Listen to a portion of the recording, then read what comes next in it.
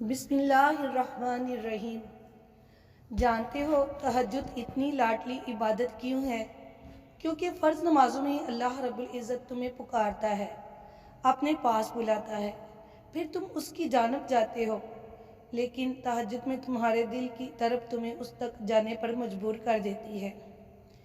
تبھی اس نے تہجد کی اذان نہیں رکھی تاکہ تم تب اس کی جانب آؤ جب آنا چاہو، خوف سے نہیں محبت سے۔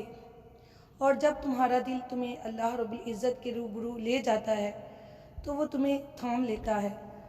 ہزاروں سوئے ہوئے لوگوں میں جب جاگ رہا ہو تو وہ کیسے اس ایک بندے کو چھوڑ سکتا ہے جو اپنی نیند قربان کر کے اس رب کعبہ سے کچھ طلب کرنے آئے، تو اللہ رب العزت کیسے پھر اسے خالی ہاتھ جانے دے سکتا ہے؟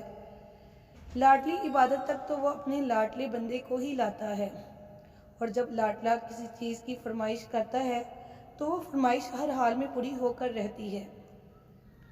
جو ہاتھ تہجد میں دعا کے لیے اٹھائے جاتے ہیں وہ کبھی ٹھکرائے نہیں جاتے، جو حرف وقت تہجد منہ سے ادا ہو جائیں وہ رد نہیں کیے جاتے، جو وقت تہجد مانگ لیا جائے وہ مانگ کبھی ادھوری نہیں رہتی۔